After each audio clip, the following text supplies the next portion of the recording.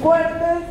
Es más, con Alberto veníamos hablando de algunos encuentros y no lo habíamos podido concretar por cuestiones de tiempo y a veces que uno hace los planteos medio a último momento. Pero bueno, nos parecía como que era muy importante poder darle cierre desde esta mirada integral de abordaje de los derechos con Alberto y con la experiencia que se ha desarrollado desde el ámbito educativo. Yo quería ponerte a lo mejor en marco brevemente de cómo fuimos desarrollando y de paso nos sirve para alguna parte del balance.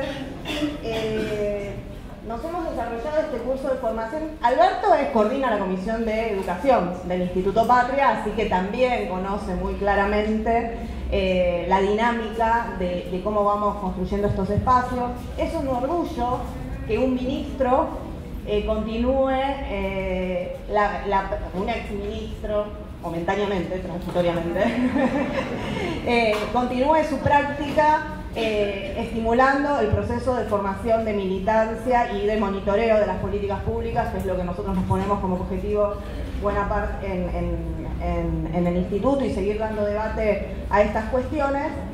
Y en ese marco de que una de las áreas, como ya sabemos, es la conformación de estos cursos de formación de cuadros para poder pensar hoy y hacia adelante las políticas públicas y con la perspectiva de volver mejores, poder contarte de qué surge, y voy a reiterar lo que dije al principio porque me parece que está bueno referenciar a todos los compañeros que desde también su experiencia a lo mejor de funcionarios, de haber sido partícipes en la construcción de las leyes de protección de la niñez, también plantearon la inquietud de que en el Patria debíamos instalar el eje de la protección de la niñez como un tema, que no era un tema menor, que bueno, como nos pasa muchas veces en las políticas públicas, se diversifica entre las distintas, pues, salud, educación, entre las distintas temáticas, y a veces perdemos el eje de lo que debemos construir con la ley, que es el sujeto de derechos, ¿no?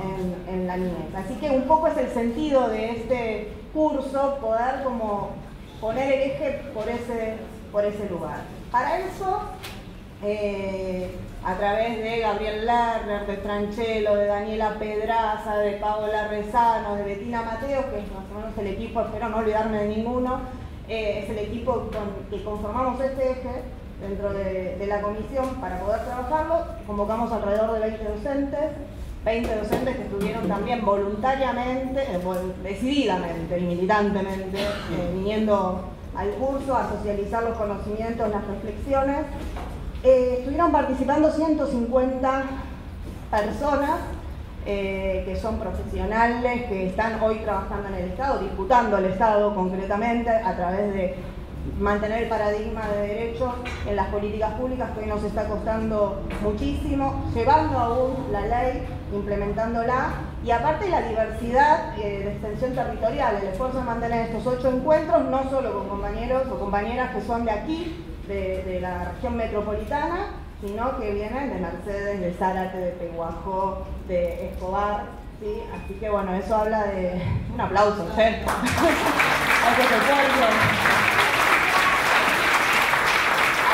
Metropolitana también, pero de Rosario, perdón, lo tenía acá anotado, a mí se me escapó, ¿sí? De Rosario, ¿sí? O sea, demuestra la decisión, la convicción y bueno, y la decisión de construir redes en ese sentido. Bueno, queríamos agradecer nuevamente a la Federación, concretamente al compañero Daniel López, aparte de sus referentes y dirigentes de la Federación Gráfica, pero el que estuvo acá cotidianamente resolviéndonos los problemas. Un aplauso para... Un aplauso para Lucas también, que estuvo ahí atrás de la cámara, que cuando vino el primer día yo mismo me quedé con la pena de que no lo pude agradecer, pero siempre estuvo ahí con la cámara. Y no es un hecho simple, es la cámara que lo que nos va a permitir es reproducir todo lo que estuvimos construyendo acá. Así que agradecerle a Lucas. También está Claudia, creo que la vi por ahí, a Claudia Bernaza andando dando vueltas. Ah, bueno. Claudia es la que la verdad nos estimuló, nos impulsó, Claudia Bernaza como coordinadora de los cursos de formación, a saber que esto se podía hacer, ¿sí? Y nos transmitió también todas sus posibilidades. Así que bueno, esto en términos generales. tengo que hacer la presentación formal, no la hago. Bueno, nuestro ministro, sí, le decía, nuestro ministro de Educación, que generó un proceso de transformación educativa en la Argentina. ¿Y por qué en este curso? O sea, nosotros lo vemos desde distintos lugares. O sea, la educación como base, piso, la educación inclusiva, o sea, la perspectiva inclusiva, como piso para garantizar ese abordaje integral de los derechos. Hablamos recién dos temas, ¿no? Esto que yo destacaba de no perder de vista esta mirada de las políticas públicas con el enfoque de derechos y todas las herramientas de monitoreo, control y denuncia que nos permiten esos organismos internacionales. Y acá uno de los docentes o de los expositores decían, bueno, ¿cuál fue la primera observación del Comité Internacional sobre los Derechos del Niño? Y nos quedamos ahí medio patal. Creo que Estela dijo, el derecho a la educación fue una de las primeras observaciones, así que es algo que nos debemos hoy seguir reflexionando como base para garantizar los derechos y exigir, que era otra de las preguntas que surgió aquí en las reflexiones, y también la educación como constructora de sujetos de ciudadanía y de sujetos de derechos. Entonces, esta mirada y todo lo que se pudo hacer y lo que desde nuestros ámbitos intentamos reproducir, que hasta por eso surge los derechos también, ¿no? Como, y la ausencia de lo que hoy padecemos al no tener que conectar, por ejemplo, bueno, y muchas de las políticas que pudimos desarrollar desde una perspectiva de inclusión y de ascenso educativo también, ¿no? De poder complementar toda la trayectoria educativa, las universidades que también estamos disputando, cuidando, peleando para que no desaparezcan. Nos parece que son todos elementos fundamentales para repensar esto. Y la verdad que, bueno, una alegría, una emoción, creo que es una emoción compartida entre todos y todas de poder estar compartiendo tus reflexiones acá. Así que ahí vamos.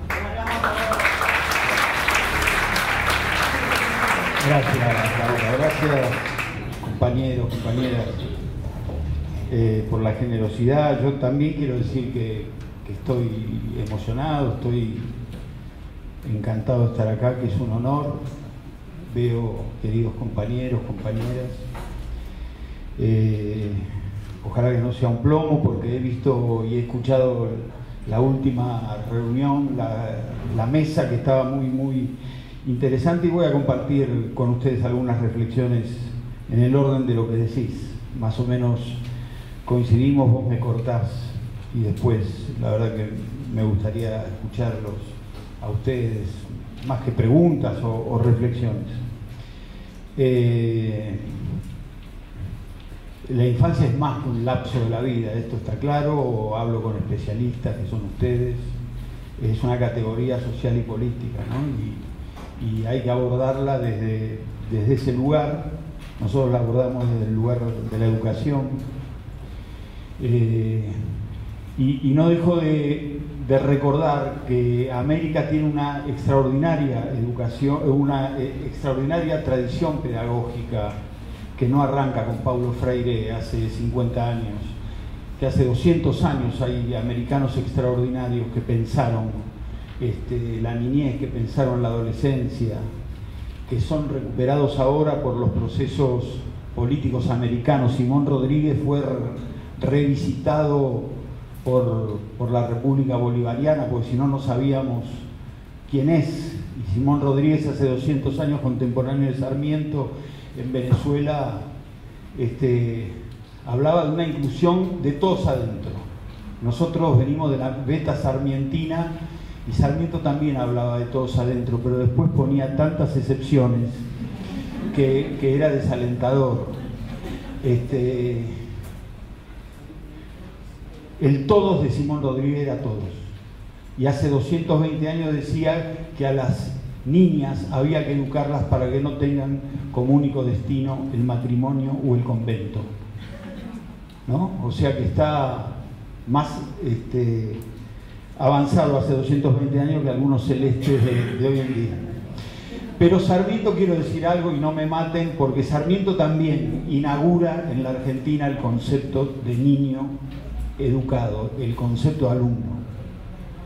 Y ese no es poco aporte de aquel Sarmiento que dijo lo que todos están pensando, que hay que matar a los gauchos, a los indios, todo eso es verdad.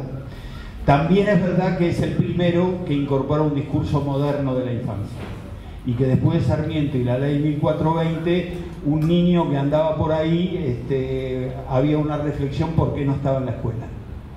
Y eso ocurrió, y eso es algo que lejos de desmerecerlo, habla de la enorme complejidad de ese personaje. No voy a hablar de todos, pero digo, nosotros tuvimos una tradición extraordinaria, escamoteada en los institutos superiores de formación docente. Doy clases en la Universidad Nacional de Burlingame, que es una de las ultimísimas universidades públicas.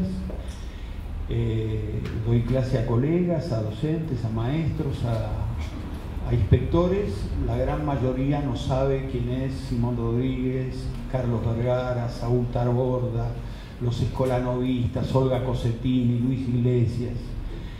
¿Y cuánto influye esa ausencia en la formación de esos docentes? ¿Cuánto influye en la subjetividad de esos docentes?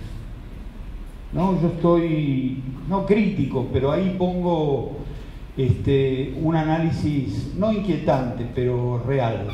Si hay 1.100.000 docentes en la Argentina, 600.000 votaron esto. Y son los que educan a nuestros hijos, a nuestros nietos, y son los que quizá muchos volverían a votar. Y entonces ahí hay una reflexión que hacer, y también una reflexión, permítanme, para atrás, ¿no?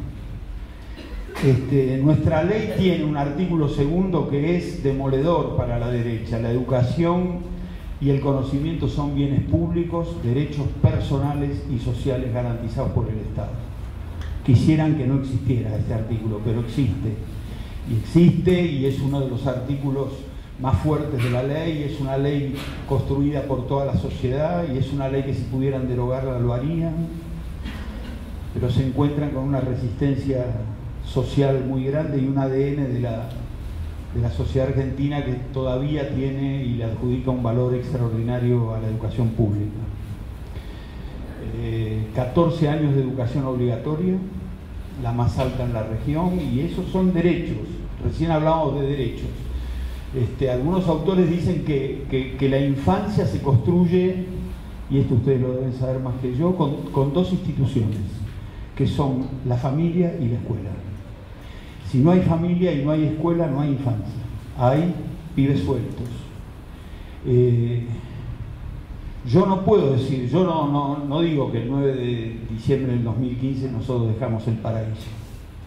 No lo digo, creo que no hay que decirlo, creo que hay que ser crítico con eso, atesorar, y buena parte de los que veo aquí, compañeros que estuvieron en la gestión, estamos orgullosos. Será lo mejor que habremos hecho en la vida pública, pero también hay que pensar que quizá algunos no participaron de la década ganada, que quizá no les llegó, que quizá hay que reflexionar algunas limitaciones, que quizá hay que pensar algunas cuestiones. Aunque no hayamos llegado, el rumbo era que todos los pibes tuvieran familia y escuela. Y habíamos llegado, y si hay algún docente quizá puede acompañar mi pensamiento, a que el corazón de la escuela vuelva a ser el aula. Nunca el corazón de la escuela puede ser el comedor, porque el comedor no está llamado a ser el corazón de la escuela. Ahora, lentamente, el comedor, sí, estamos volviendo a eso.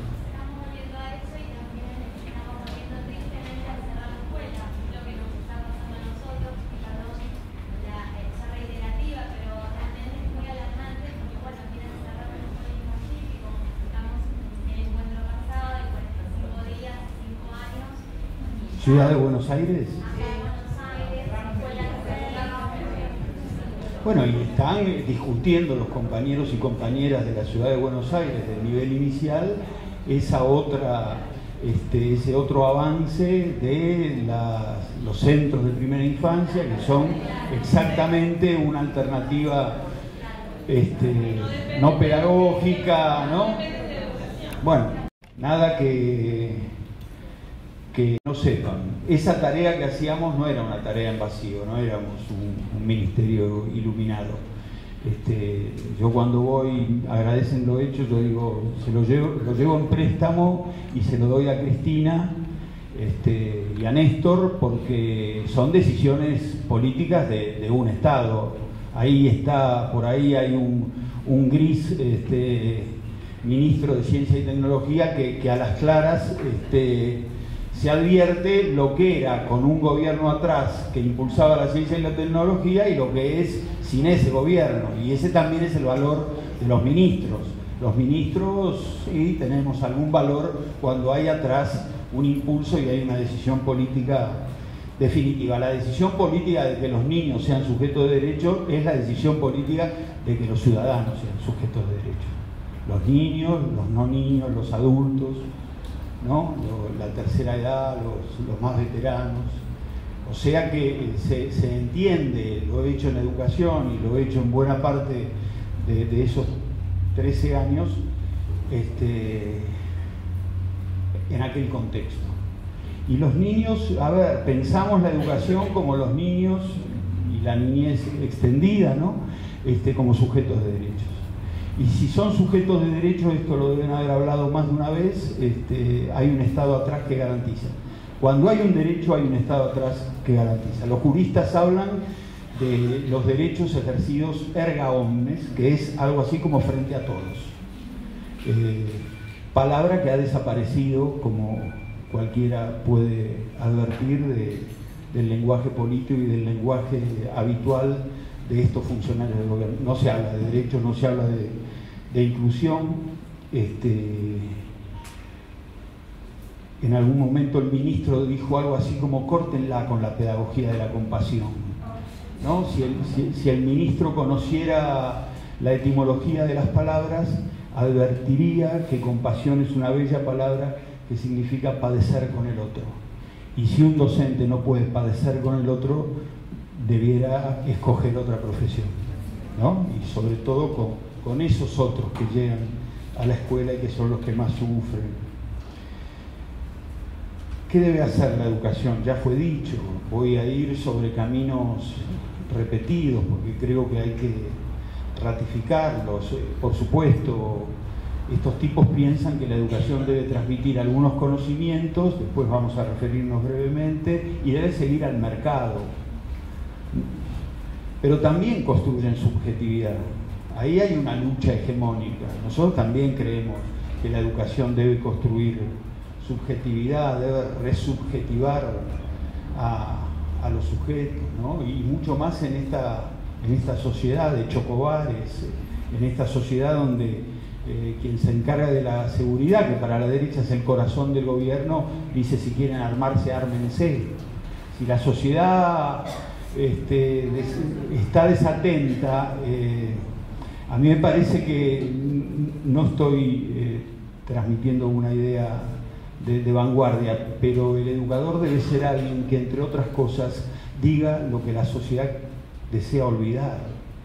Y entonces ahí hay una tarea del educador. El educador debe hacer en esta Argentina, a mi juicio y humildemente pienso, un trabajo contracultural. El otro día en Rawson, San Juan, mataron a un pibe que lincharon a un joven que había choreado un celular. Y una semana después el diario sanjuanino sacó una encuesta a ver qué le parecía a los ciudadanos. El 75% estaba de acuerdo. Lo mataron. Entonces hay allí un valor extraordinario que tiene la escuela, que siempre la tuvo, pero que ahora aparece quizá más elocuentemente ante la deserción de otras agencias del Estado y ante la deserción de un Estado que mira para otro lado y ha decidido gobernar para los poderosos. Entonces ahí tiene que haber la escuela. Y digo con dolor, no siempre está, porque no siempre todos los compañeros piensan que la escuela debe ser abridora de rumbos y debe ser una escuela que escuche y una escuela que esté atenta a los derechos de los pibes, de los niños y de los jóvenes. Me centro un cachito en el nivel inicial. pero la niñez está extendida, pero ahí hay un núcleo extraordinario a nivel inicial, y acá hay compañeras que vienen de ahí, ha crecido enormemente, y ha crecido, ya no es el preescolar, no es lo que ocurre antes de la escuela, es la escuela. Y entonces ese es un dato muy interesante de la realidad, es un núcleo de recomposición ciudadana. A veces discuto no discuto, pero digo, esa remanida expresión, voy a ser maestra jardinera porque me gustan los pibes. Bueno, está bien, que te gusten los pibes es una condición necesaria para que seas maestra jardinera, no es suficiente, porque vas a construir o vas a formar ciudadanos. No concibo que a una maestra jardinera o a un maestro jardinero, que hay menos, no le gusten los pibes, ¿no? Pero es más que eso. Vas a formar ciudadanos, tenés que construir confianza básica. La confianza, los educadores hablamos mucho de la confianza, no solo porque hablaba Freire de eso, sino porque hay que crear ahí un canal de confianza extrema. No se aprende de aquel que no se confía. No hay aprendizaje.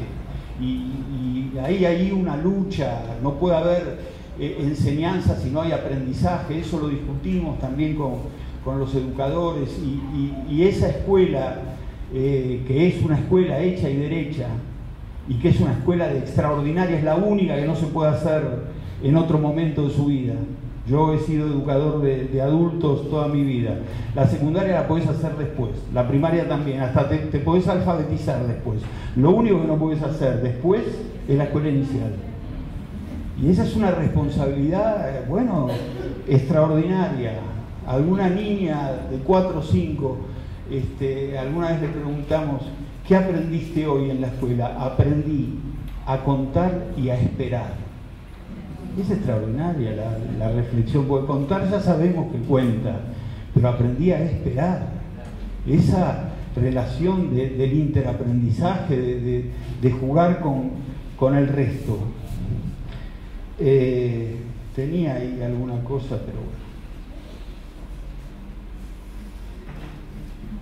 No importa.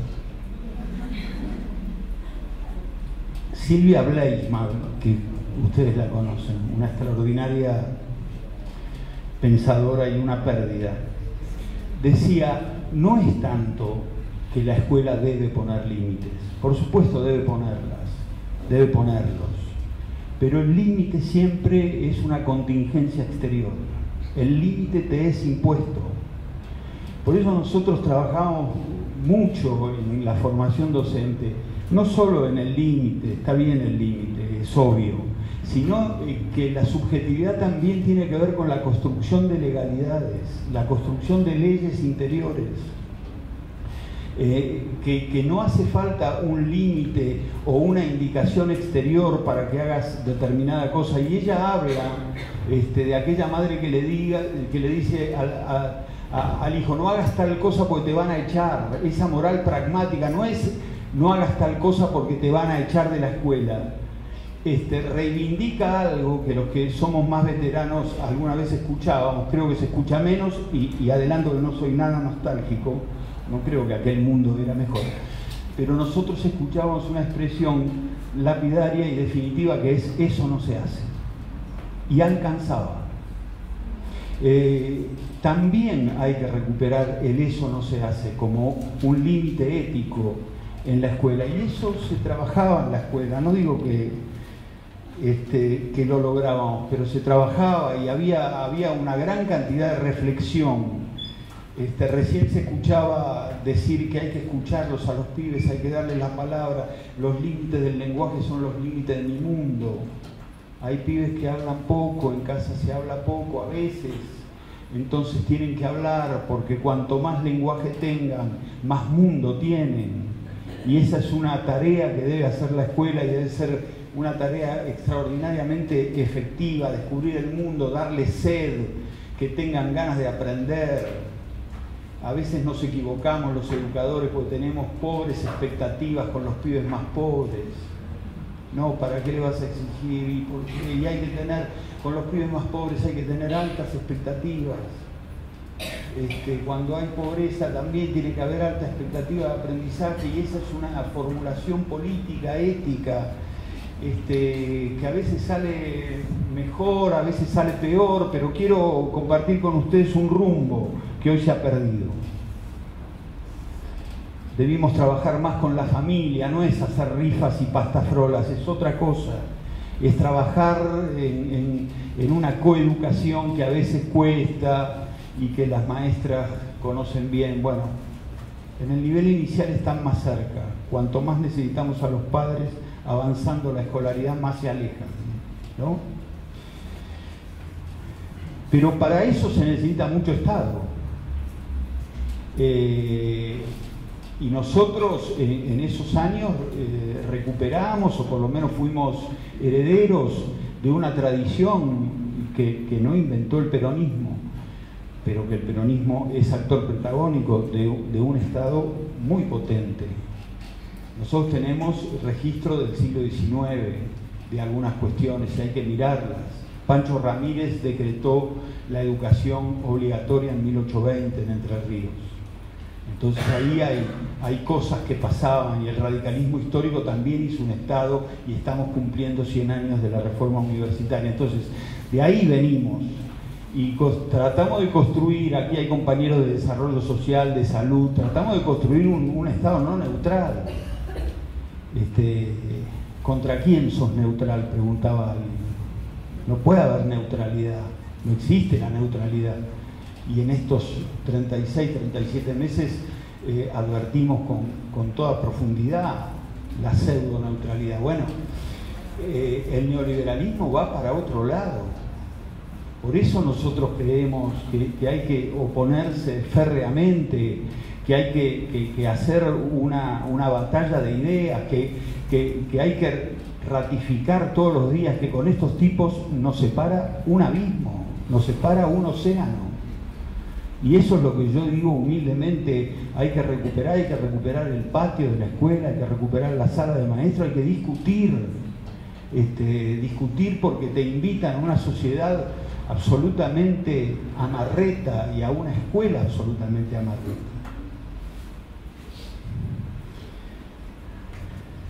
Hay una investigadora que dice: nos gobierna gente que no ha estado expuesta en su vida a la idea de Estado. No han pasado por el Estado. Entonces aborrecen el Estado porque no lo conocen.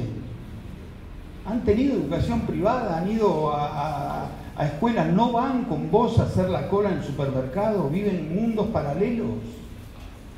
El ministro de la provincia de Buenos Aires escribió con el anterior ministro un libro sobre no sé qué cosas de educación, pero ni siquiera de educación, de estas cosas de educación relacionada con la tecnología en inglés. La provincia de Buenos Aires tiene 4,5 millones de estudiantes. Uruguay tiene 3 millones de habitantes. La provincia de Buenos Aires tiene 4,5 millones de estudiantes y 20.000 instituciones. Y el ministro escribe un libro en inglés. Y es así como ocurre lo que ocurre, ¿no? Y de paso hacemos un brevísimo homenaje a esos dos compañeros muertos por el desprecio de clase. Entonces,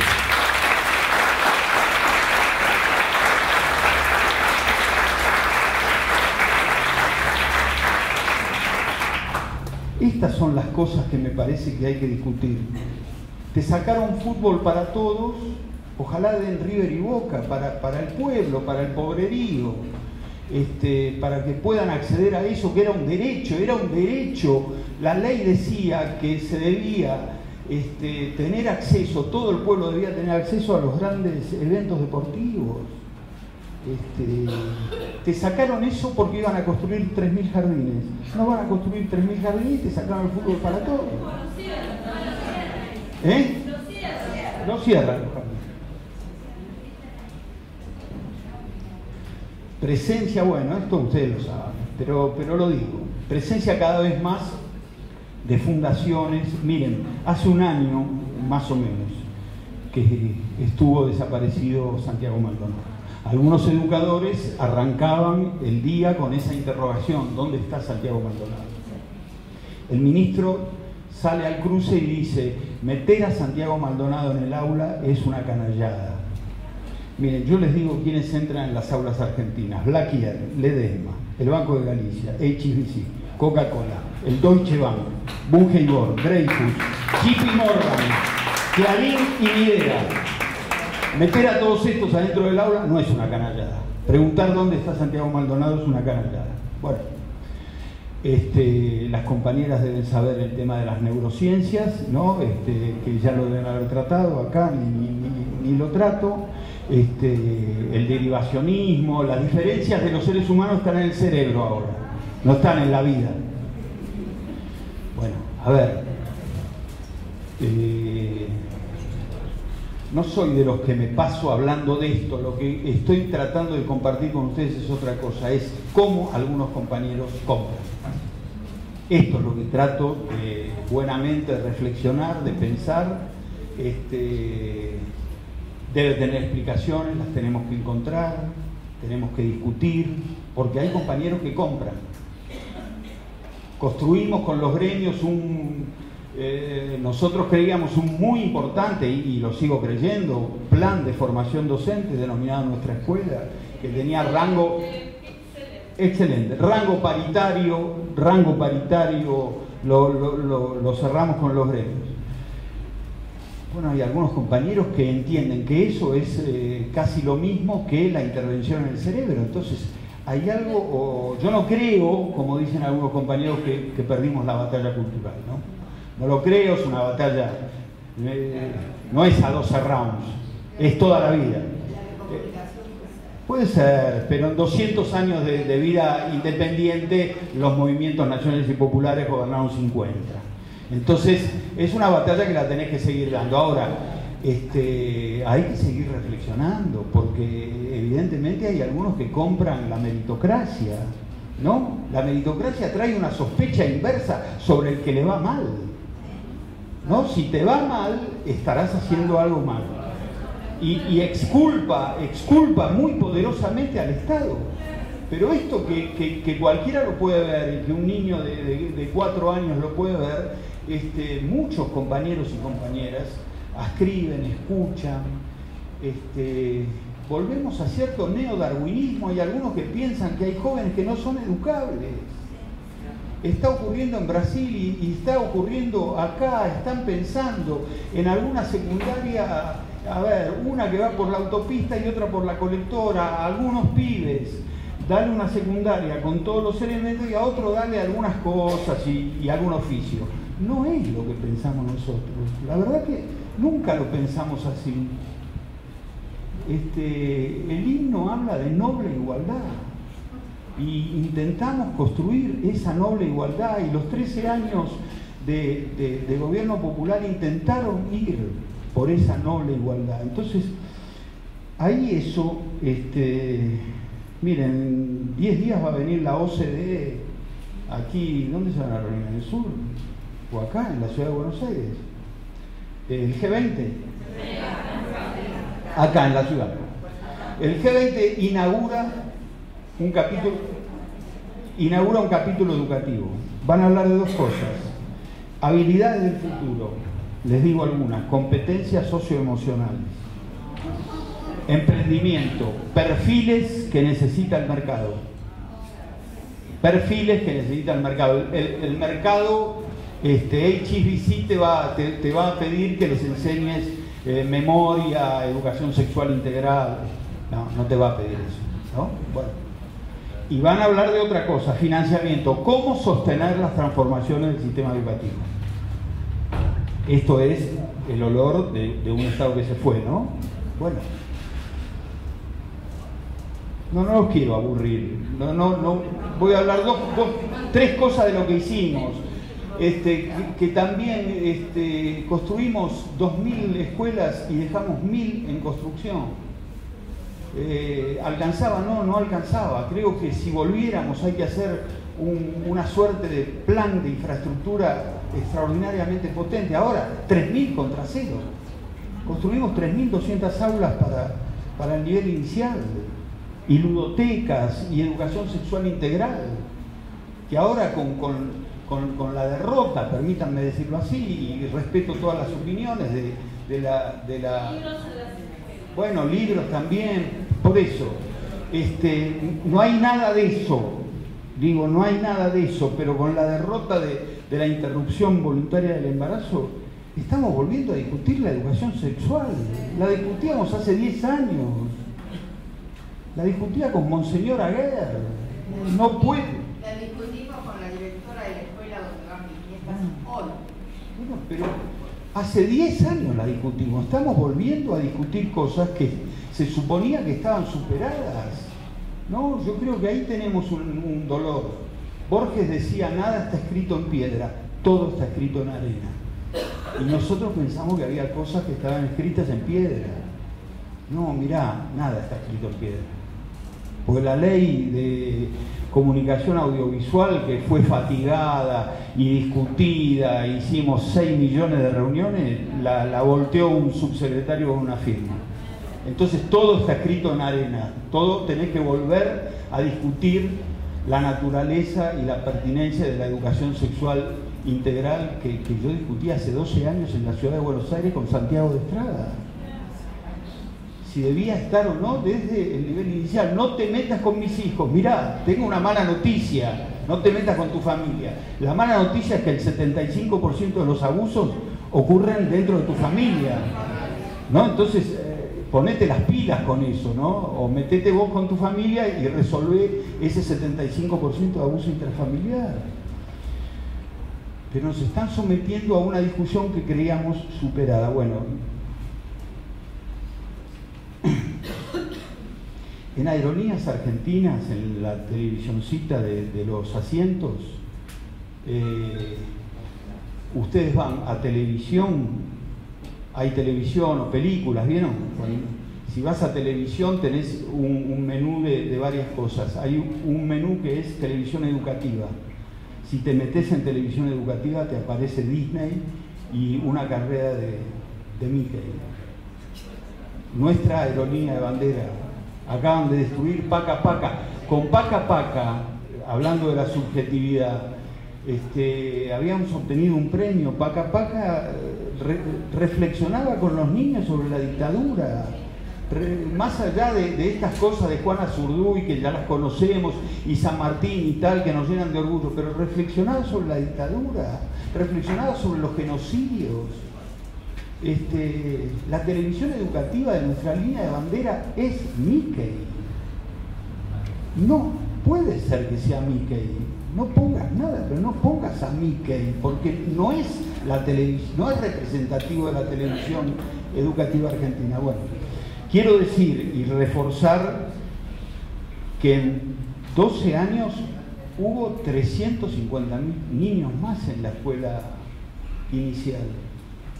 En la sala de 5, en la sala de 4, no tengo tiempo, pero me encantaría tener, un minuto. Todas las provincias avanzaron. Digo, Santiago del Estero, los que entraban en primer grado en Santiago del Estero en 2003, el 75%, el primer grado de la primaria, era su primer grado de escolaridad. No habían pasado por el nivel inicial. 10 años después, ese 74% fue 95% en Santiago del Estero. Las brechas de población incluida en la escuela de 3 a 5 años, en el 2000, entre el quintil 1 más pobre y el quintil 5 había un 60% de brecha. En el 2013 había un 30% de brecha. No quiero decir que ya está, ¿no? Porque hay todavía una gran cantidad de pibes que debieran estar en sala de 3 y no están. Hay una cantidad de pibes que deben estar en sala de 4 y no están. Pero estábamos camino a... No se ha construido una sola escuela. Esos pibes que no van a sala de 3 ni van a sala de 4 tienen una trayectoria que va a ser significativamente distinta. No hace falta que lo diga habiendo maestras del nivel inicial. Bueno, esta es una discusión. A mí me parece que no hay registro en la historia más que mirando para atrás y mediados del siglo pasado. Lo que pasó en términos de educación y de derechos en estos 12 años, hay que mirar el peronismo histórico. Y déjenme leerles a Enrique Santos Discépolo, Mordisquito. ¿Te acordás de los asilos? Recuerdo el desfile triste de los pibes huérfanos de entonces. Hoy se llama hogar, y se llama hogar porque ahora es un hogar. Esos pobres pibes del asilo viejo eran llamados bochas, eran animalitos grises en fila, dice Discépolo. Decime, ¿hay asilos ahora? No, hay hogares. Y no me digas que es lo mismo, porque lo mismo no es. Escuchen esto. Decime que entendés este delicioso mensaje a la dignidad infantil. Aquella dignidad infantil intentó ser revisitada en estos últimos años. Vuelvo a decir, y no lo digo más, no lo logramos con todos, pero era un rumbo de la dignidad infantil, de que todos los pibes tuvieran libros, que tuvieran ludotecas, esas caras de los pibes que se encontraban por primera vez en la vida con juegos, de que tuvieran netbooks los más grandes. Me mandan fotos de todo el país con aulas llenas de cadáveres de netbooks. Y esas netbooks que no funcionan, no se las está sacando a Cristina, se las está sacando a los pibes que no tienen. Es un odio que ya vimos con la Fundación Eva Perón, ¿no? ¿Por qué odias tanto a los pibes? El 60% de los pibes pobres tuvieron por primera vez una netbook con el programa Conectar Igualdad.